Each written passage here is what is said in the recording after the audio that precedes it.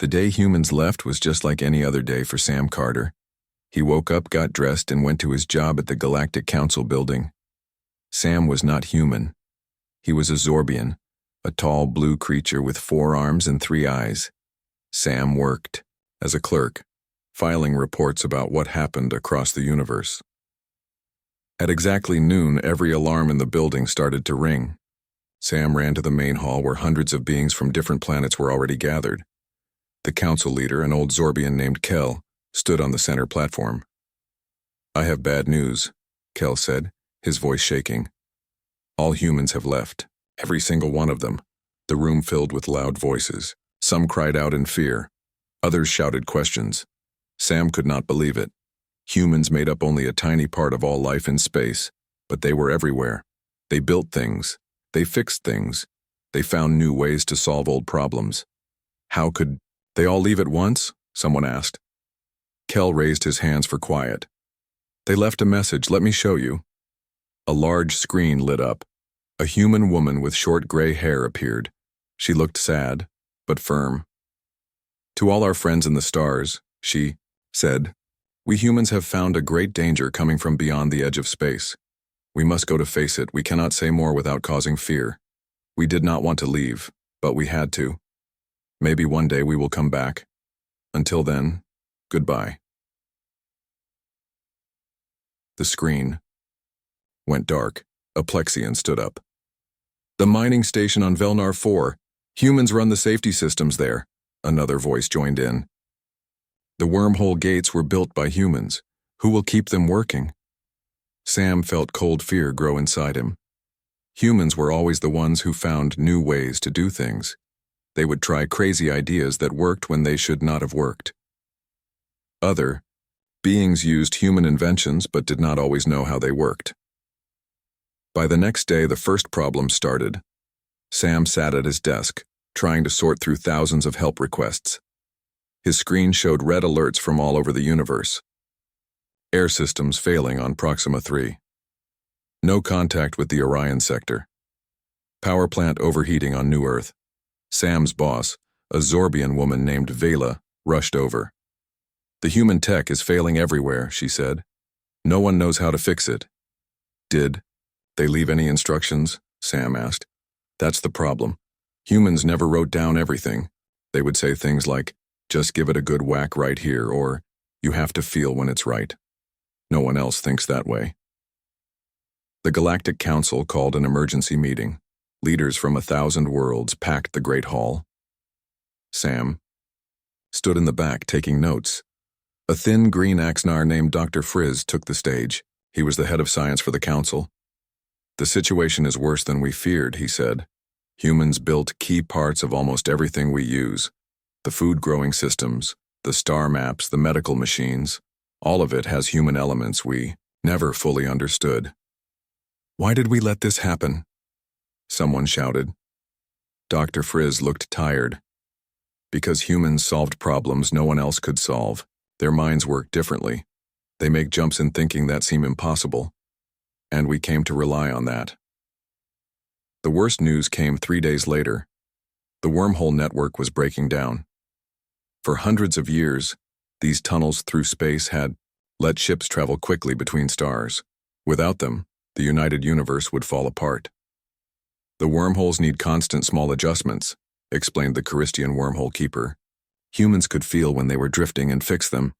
They called it having a good ear for it. We don't know what that means." As the first wormhole collapsed, taking 3 ships with it, Sam watched the faces of the council members. They looked lost. "We need to find the humans," Kel said finally. "Whatever danger they went to fight, we face a bigger one without them." 10 days after the humans left, Sam was called to a small meeting room. Inside were Kel, Dr. Frizz, and a few other high-ranking officials. "Sam Carter," Kel said. "You worked closely with humans in your department." "Yes," Sam said. "I filed their reports." "Did any of them ever hint about this danger they mentioned? Any clues where they might have gone?" Sam thought hard. "Ben, a human who worked next to me, talked sometimes about strange signals from the dark zone. He said his cousin was on a research ship out there. Dr. Frizz leaned forward. The dark zone? Beyond the edge of our galaxy? Yes, Sam said. Ben said the signals didn't match any known pattern. He called them Songs of the Void. The officials looked at each other. Kel nodded slowly. We are forming a search team, he told Sam. The best pilots, scientists, and diplomats from all worlds. Their mission is to find the humans and ask them to return, or at least teach us how to maintain what they built. Sam felt a mix of hope and fear. The universe had grown around human creativity for so long. Without it, everything was coming apart. Like a body missing a vital organ, the universe was failing. Outside, the council building, Sam looked up at the night sky. Somewhere out there, humans were facing some unknown threat. But here, without them, the carefully built web of galactic life was unraveling thread by thread. Please come back, he whispered, to the stars. The universe is falling apart without you. 1 month after the humans left, things were much worse. Sam Carter sat in a cold room with only dim lights. The power systems in the Galactic Council building were failing just like everywhere else. Around him, people from all different worlds worked to send help where it was needed most. Water systems failing on Nexus 5, called out a tired voice. 7 million people need help. Add it to the list, said Vela, Sam's boss. We have no ships to send there now. Why not? Sam asked. The jump gates to that sector are closed. Vela explained. Without humans to maintain them, the gates are shutting down one by one. The search team to find the humans had left 2 weeks ago. Their ship, the Starseeker, was the best in the fleet. The captain was Zara Reeves, one of the few humans who stayed behind. She had never been to Earth and did not feel the call to leave, when the others did. Every day Sam checked for news from the Starseeker. Every day there was nothing. We just got word from Kelper 9, Vela said, handing Sam a report. Their air filters are failing. They have maybe 1 week before the air turns toxic. Sam read the report with growing dread. Kelper 9 was a mining world with 8 million people. The air there was naturally poisonous. Humans had built special filters to clean it. Now those filters were breaking down. The report says they tried to fix them, Sam said. But the humans used to hit the machines in a special pattern when they started to fail. No one knows what pattern. Vela shook her head. Humans and their strange ways of fixing things. That evening, Sam joined a meeting of the crisis response team. Dr. Frizz showed images of problems across the universe. Food production is down by 30%, he said. Transportation between systems is almost stopped. Medical facilities are running at half capacity. An old Plexian named Dorn spoke up.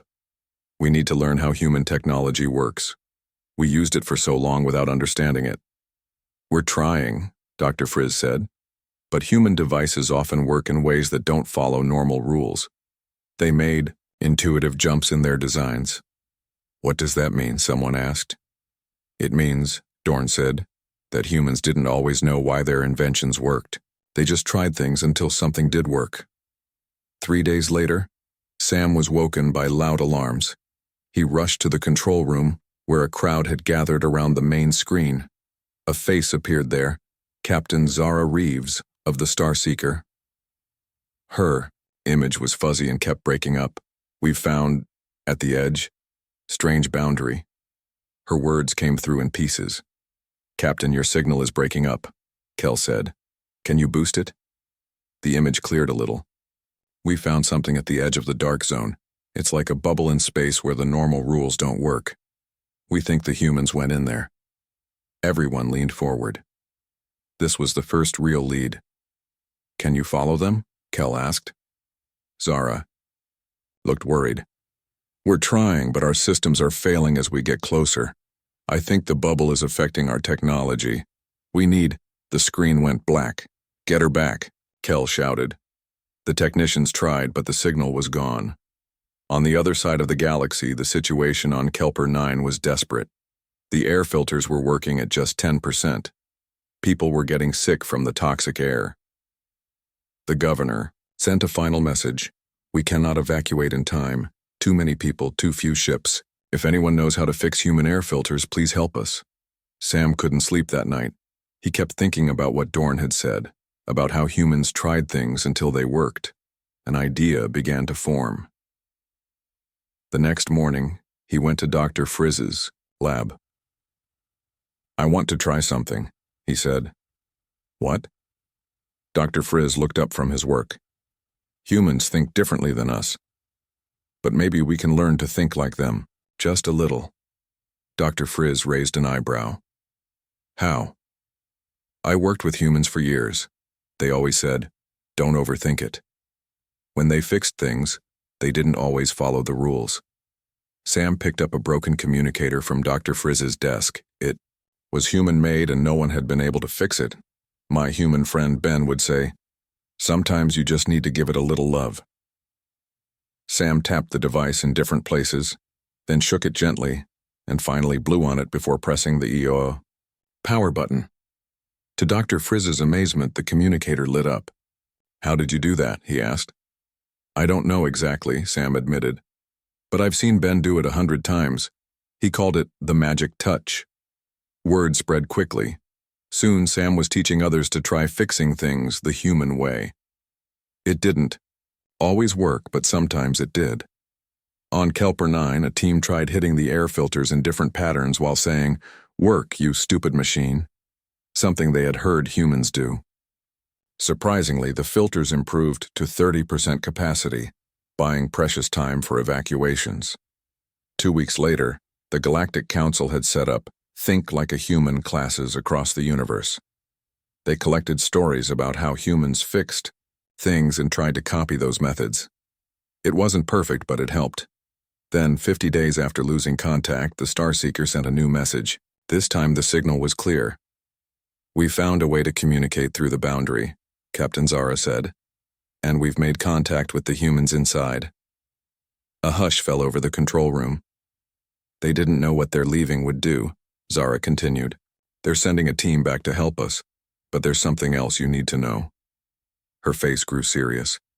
"The threat they left to fight is real. They call them the Void Shepherds, beings that feed on advanced civilizations. The humans are the only ones who can see them and fight them." As the news spread, Sam felt both hope and worry. Help was coming, but so was a new danger. The universe was still falling apart. But maybe they could learn to put it back together, with or without humans. For the first time in many days, Sam looked up at the stars with a spark of hope. The universe had grown too dependent on humans, but perhaps that was about to change. 3 days after the Starseeker made contact with the humans, a small ship came through the space bubble. It landed at the main spaceport near the Galactic Council building. Sam was there with Dr. Frizz and Kel to meet the visitors. The ship's door opened and 5 humans walked out. Sam had never been so happy to see humans in his life. The leader was a woman with gray hair and kind eyes. She wore a uniform with many medals. "I am Admiral Kate Porter," she said. "We have come to help." Kel stepped forward. "Thank you for returning. The universe is falling apart without your people." The Admiral looked sad.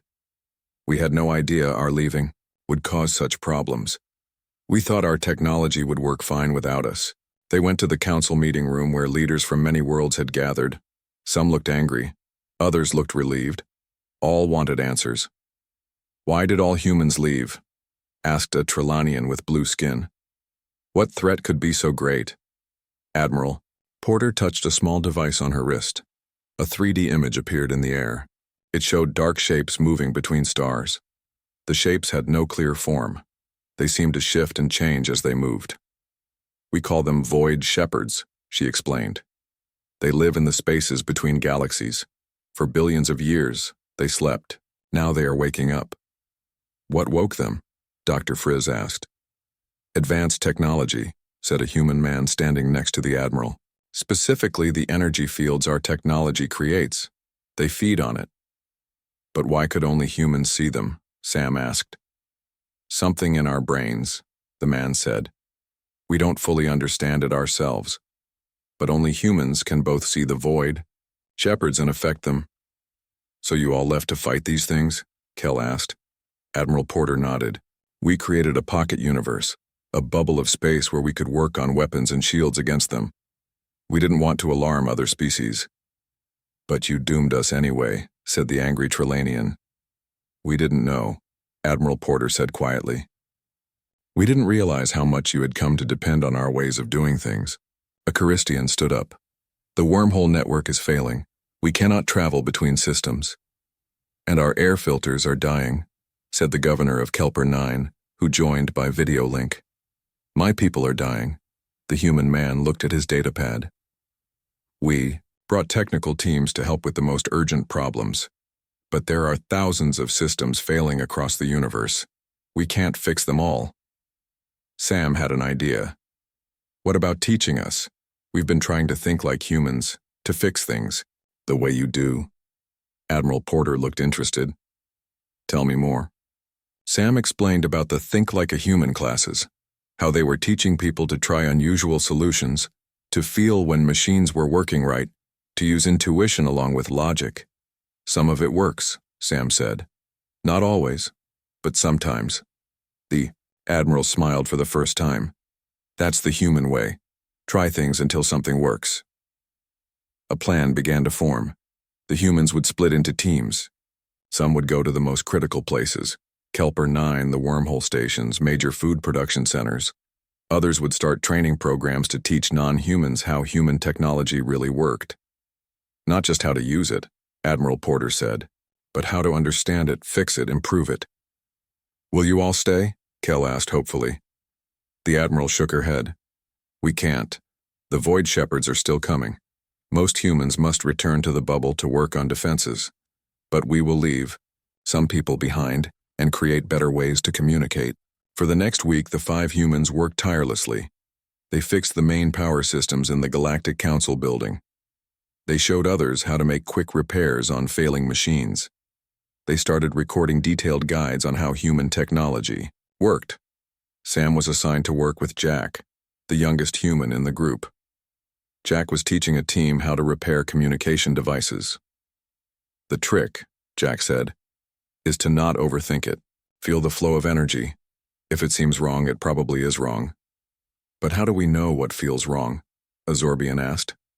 Jack thought for a moment. It's like when you hear music that's out of tune. You just know, right? Some nodded. Others looked confused. It takes practice, Jack admitted. But you can learn. Humans aren't special. We just think differently because of our history. By the end of the week, 7 more human ships had arrived. They brought spare parts, tools, and more teachers. The most critical systems began to work again. The wormhole to Kelper 9 reopened, allowing people to escape the failing air filters. On the 8th day, Admiral Porter called a special meeting. Thousands gathered in the Council's Great Hall. Millions more watched on screens across the universe. We cannot stay forever, she said. The Void Shepherds grow closer each day, but we will not leave you helpless again. She announced 3 new programs. First, a group of humans would stay behind permanently to serve as teachers and fixers. Second, a communication link would be built between normal space and the human bubble. Third, and most important, a new school would open, the Universe Technology Institute, where beings from all worlds could learn to create and fix technology together. For too long, the universe relied on human innovation without truly understanding it, Admiral Porter said. That ends today. Knowledge must be shared, not just used. Later that evening, Sam found Jack packing his tools. You're leaving? Sam asked. Jack nodded. Back to the bubble. I'm on the defense team. Are they really so dangerous, these Void Shepherds? Jack's face grew serious. Yes, they consume entire civilizations. They've done it before in distant galaxies. We found the evidence. And only humans can fight them? For now. But maybe not forever. Jack smiled at Sam. That's why the teaching program is so important. Maybe someday you'll learn to see them too, and help us fight them. As Jack's ship left the next day, Sam watched it rise into the sky. The universe was still in trouble, but for the first time in months, there was real hope. Humans had returned, not to take over again, but to teach, to share, to help others stand on their own. Sam looked at the small device Jack had given him. A human intuition trainer, Jack had called it. It was a puzzle that changed every time you solved it. No logic, just feeling your way through. Sam turned it in his hands and began to play, trying to think like a human, trying to feel the answers that could not be calculated. Somewhere beyond the stars, the void shepherds were coming. But the universe was learning to stand together, with or without humans. And maybe that was the most important lesson of all. 3 months passed since the humans returned to help. Things were getting better across the universe. The Universe Technology Institute now had students from 500 different worlds. Sam Carter was one of the first to join. Sam sat in a large room with 50 other beings. Some had scales, others had fur. Some breathed water, others breathed gases Sam could not. But they all shared one goal: to learn how humans thought. Their teacher was a human woman named Lily. She walked around the room as they worked on broken devices. "Don't just look at the parts," Lily said. "Feel how they work together. A machine is more than its pieces." Sam held a small power cell in his hands. It was dead, but it should not be. All its parts looked fine. He closed his eyes and tried to feel what was wrong, the way Jack had taught him. "There's a block," he said suddenly. "Energy wants to flow but can't." Lily smiled. "Good. Now find where." Sam touched different parts of the cell. When his finger brushed one spot, he felt a tiny buzz. "Here, the connection is weak here." To his surprise, the cell lit up. It was working again. "I did it," Sam said. "You're learning to think like a human," Lily told him. "It's not magic, it's just a different way of solving problems." At the Galactic Council, things were changing too. Admiral Porter had returned to the human bubble, but 50 human experts stayed behind. They worked with council leaders to create a new plan for the universe. "We can't depend on just one species anymore," Kell told a meeting of world leaders. "Each species must learn to work together, sharing their unique ways of thinking." Dr. Frizz showed charts of how systems were improving. The wormhole network is back up to 70%. Food production is at 65%. Communication is at 80%. "But what about the void shepherds?" asked a worried voice. "Are the humans making progress against them?" Dr. Frizz looked serious. "Some news comes through the communication link. The humans have created weapons that can hurt the void shepherds, but the fight will be long and hard." Far away at the edge of the galaxy, the human fleet worked inside their bubble universe. They built giant ships with new weapons. They trained soldiers to fight creatures that most could not even see. Inside the human command center, Admiral Porter studied a map showing the void shepherds' movements. "They're still coming," she said to her officers, "but slower than we feared. We have time." A young officer named Paul stepped forward. "Admiral, I've been working with the communication team. We're getting interesting reports from the universe, outside." "What kind of reports?" she asked. "Non-humans are beginning to sense the void shepherds, not see them clearly but feel their presence, especially those who have been studying at the Institute." The Admiral looked surprised. "How is that possible?" "We think it's the training," Paul said. "As they learn to think more like humans, they're developing similar brain patterns. Not exactly the same, but close enough." For the first time in months, the Admiral felt a spark of real hope. Perhaps humans would not have to fight alone. Back at the Institute, Sam was now helping to teach new students. He had become good at fixing human technology. More importantly, he was good at explaining how he did it. "The most important thing humans taught me," he told his class, "is that there are many ways to solve a problem. Rules are good, but sometimes you need to try something new." A student raised a tentacle. "Is that how humans created such amazing technology? By breaking rules?" Sam thought about this. Not breaking them, but seeing beyond them. Humans call it thinking outside the box. After class, Sam met with Lily and other teachers. They talked about the progress their students were making. "Many are doing very well," Lily said. "Some can even fix systems no one thought could be fixed without humans." I heard something strange from my friend on Nexus 5, Sam said. He said some people there are having dreams about dark shapes moving between stars. It sounds like the Void Shepherds. Lily looked startled. That's not the first report like that. It's happening on other worlds too. The next day, an urgent message came from Admiral Porter. All Institute teachers were called to a special meeting. The Admiral's face appeared on a large screen. We've confirmed it, she said. Non-humans are beginning to sense the Void Shepherds, not clearly, but enough to know they're there. How is this possible? Kel asked. You said only humans could see them. We think it's because of the training, the Admiral explained. As you learn to think more like humans, your brains are changing. Just a little, but enough. Excited talk filled the room. If non-humans could learn to see the Void Shepherds, they could help fight them. We need to speed up the training, the Admiral continued. And we need volunteers willing to join human defense teams. Sam was the first to raise his hand. I want to help, he said. The next week, Sam and 20 other graduates from the Institute boarded a ship to the human bubble. They were the first non-human defense team. The ship captain was Jack, Sam's old teacher. Nervous? Jack asked as they prepared to enter the bubble. Yes, Sam admitted. What if I can't really see these things? What if I can't help? Jack put a hand on Sam's shoulder. You already have helped, more than you know. The universe was falling apart without humans, but now it's learning to stand on its own. As their ship entered the bubble, Sam saw the massive human fleet for the first time.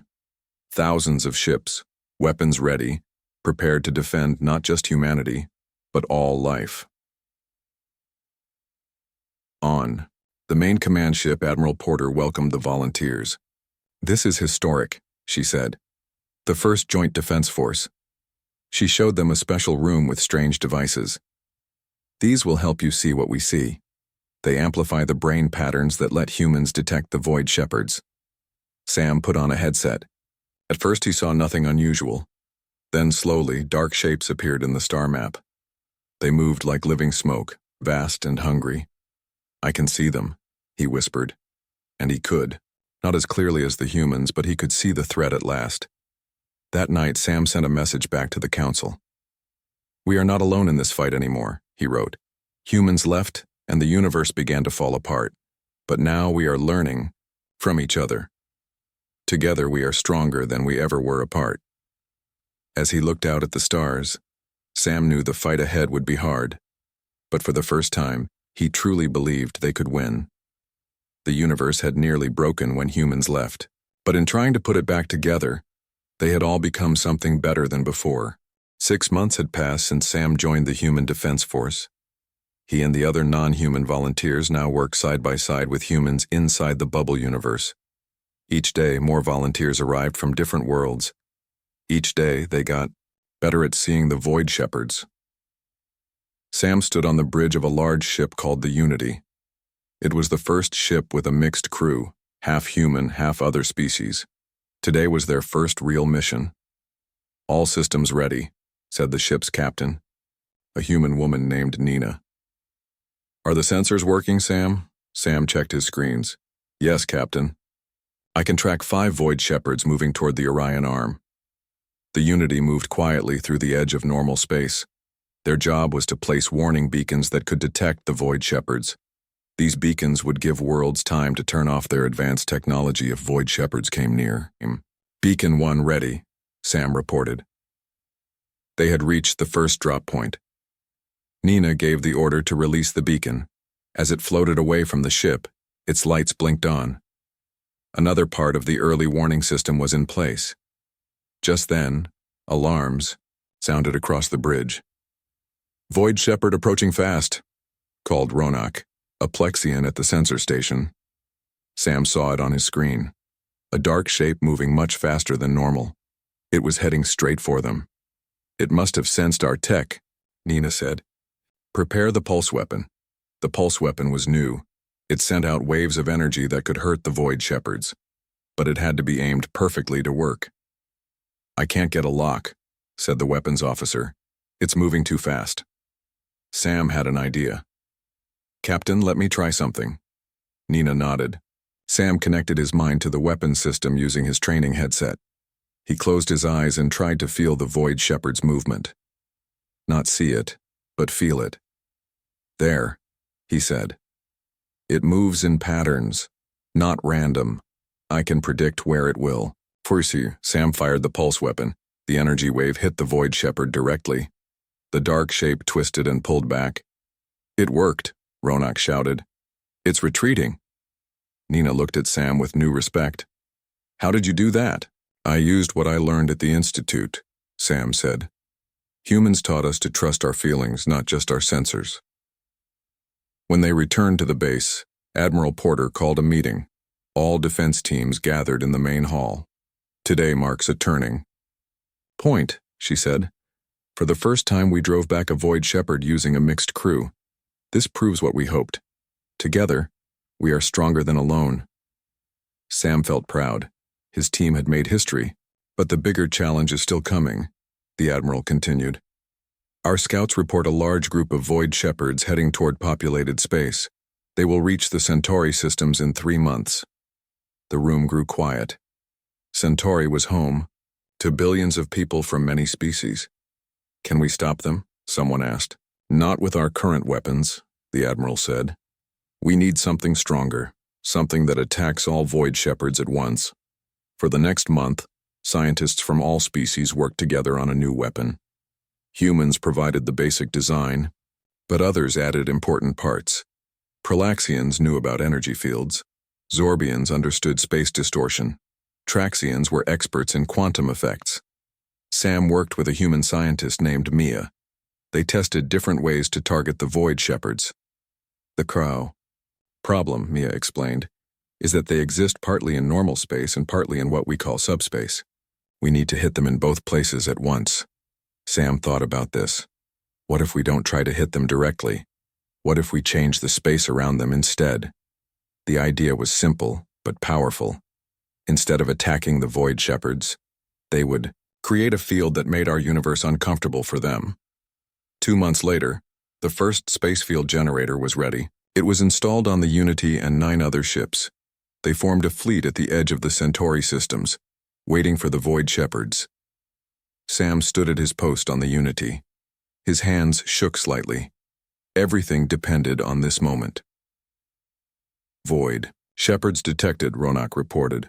50 of them moving fast. All ships prepare field generators, Nina ordered. Wait for my signal. The dark shapes grew closer. Sam could see them clearly now without any special equipment. His brain had changed, just as the humans said it would. He wondered if this was how it started long ago, when humans first began to see these ancient predators. Now, Nina shouted. All 10 ships activated their field generators at once. A wave of strange energy spread out. Not visible, but Sam could feel it. The space around them seemed to ripple like water. The Void Shepherds stopped moving. They twisted and turned as if in pain. Then one by one they began to retreat. It's working, Sam said, and they're leaving. The fleet followed, pushing the Void Shepherds farther and farther from populated space. For 3 days they kept up the field, driving the dark shapes back into the empty void between galaxies. When they finally returned to base, the news had spread everywhere. The universe celebrated its first victory against the Void Shepherds. At a special ceremony at the Galactic Council, Admiral Porter and Kell stood together before representatives from 1,000 worlds. Today we celebrate not just a military victory, Kell said, but a victory of cooperation. When humans left, the universe fell apart. We had grown too dependent on one species. Now we stand together as equals. Admiral Porter stepped forward. The Void Shepherds will return. This was just one group, but now we know how to fight them together. New plans were made. Space field generators would be built at key points throughout the universe. The Institute would expand, teaching more beings to sense the Void Shepherds. And most importantly, all species would share their knowledge freely. A year to the day after humans first left, Sam visited Earth for the first time. It was beautiful, but strange to him. As he walked through a park in a city called New York, he met a group of children playing. Some were human, others were from different worlds. "What game are you playing?" he asked them. "Void Chasers," a small human girl said. "I'm a Zorbian pilot and he's a human scientist, and we work together to chase away the bad shadows." Sam smiled. These children would grow up in a different universe than he had. They would never know a time when species kept apart, when knowledge wasn't shared. That evening, Sam stood with Admiral Porter and watched the sunset. "When humans left, the universe fell apart," Sam said. "But maybe it needed to fall apart to be rebuilt better." The Admiral nodded. "Sometimes the worst moments lead to the best changes." As stars appeared in the sky, Sam thought about how far they had all come. The universe had nearly ended when humans left. But in coming back together, all species had found a new strength. The Void Shepherds were still out there in the darkness between stars. But now the light of many worlds stood against them, shining together brighter than ever before.